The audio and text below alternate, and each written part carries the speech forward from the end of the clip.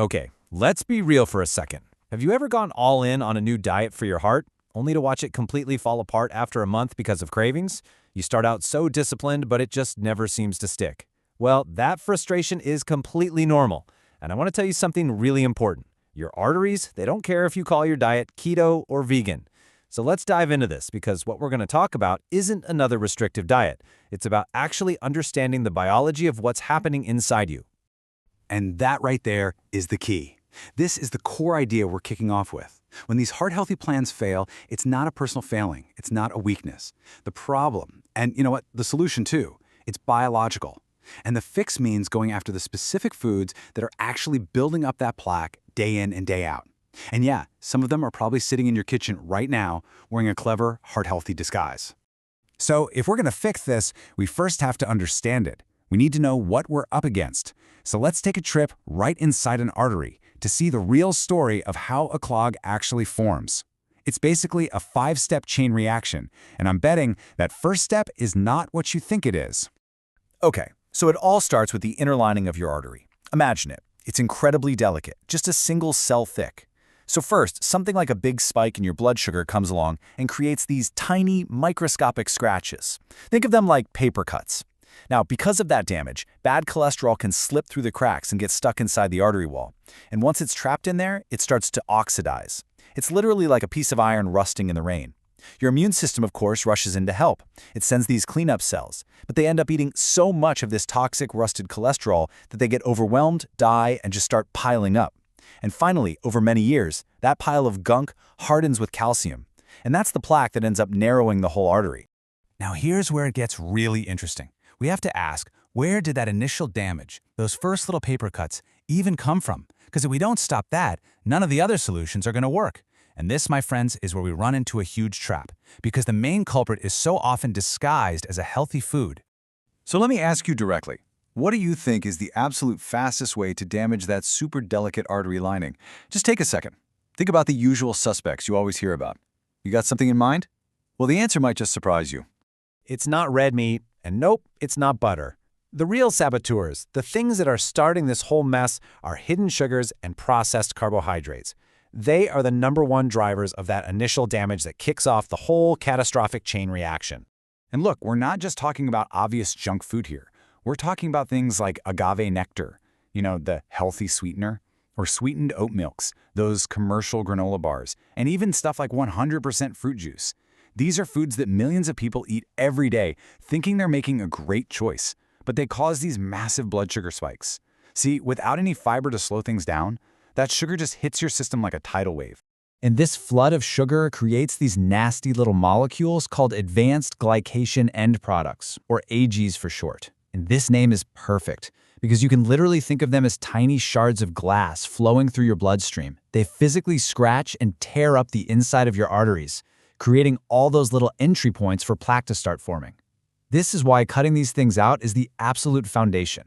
I mean, trying to eat healthy while still having these in your diet, it's like trying to fill a bathtub with the drain wide open. It's just pointless. Okay, so now that we've got that foundation locked in, we can switch gears from the problem to the solution. And this is your action plan, a 5-step biological framework that is designed to systematically take down plaque at every single stage of its life. And that brings us to our 5-step blueprint. Each of these steps is designed to intervene at a very specific stage of plaque formation. This gives you a clear path, a way to take back control of your arterial health. So let's jump right into step 1.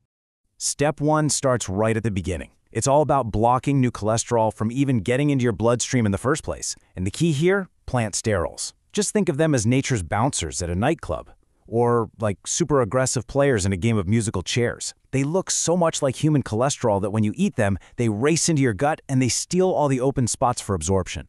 This leaves the bad cholesterol standing there with literally nowhere to go. And you can find these powerful little bouncers in totally normal, everyday foods. We're talking about walnuts, pumpkin seeds, lentils, broccoli, Brussels sprouts. By taking up all the seats in your gut, they make sure the dangerous cholesterol from your food just gets flushed right out of your system before it ever gets a chance to get into your blood. And the effect here is seriously powerful. A huge clinical review in the British Journal of Nutrition found that if you consistently eat plant sterols, you can lower your bad LDL cholesterol by up to 12% without a single drug.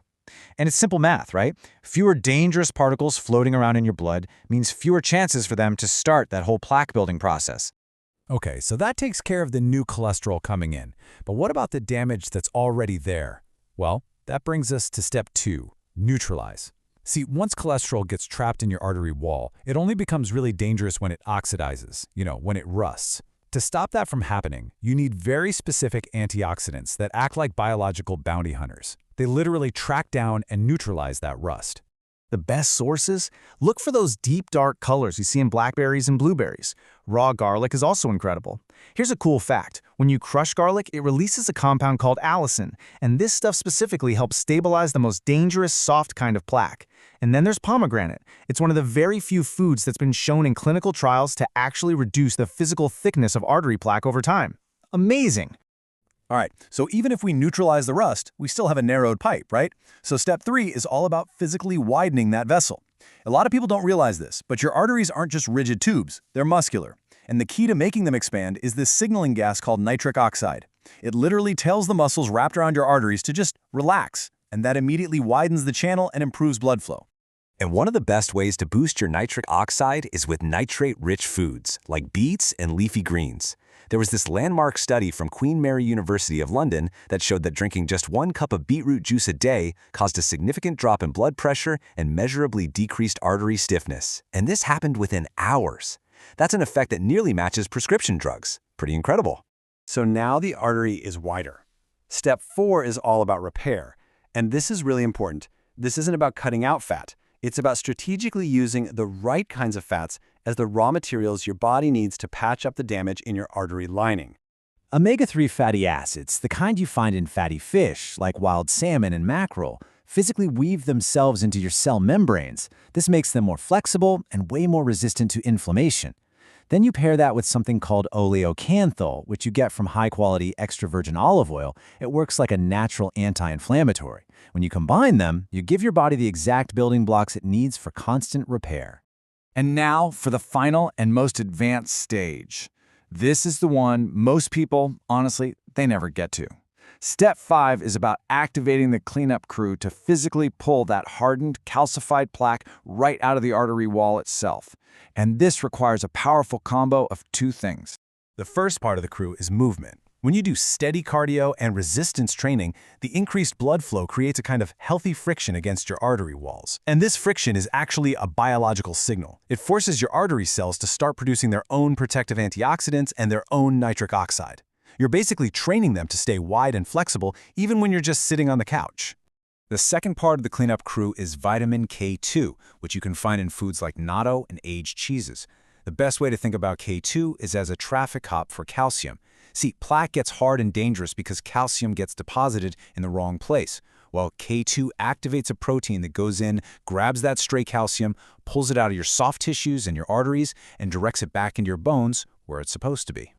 So there you have it. That's your complete blueprint. Step 1, you block new cholesterol with plant sterols. Step 2, you neutralize the existing rust with antioxidants from dark berries and garlic. Step 3, you widen the vessel with nitric oxide from greens. Step 4, you rebuild the lining with the right fats. And Step 5, you clear out the hardened gunk with that powerful combination of exercise and vitamin K2.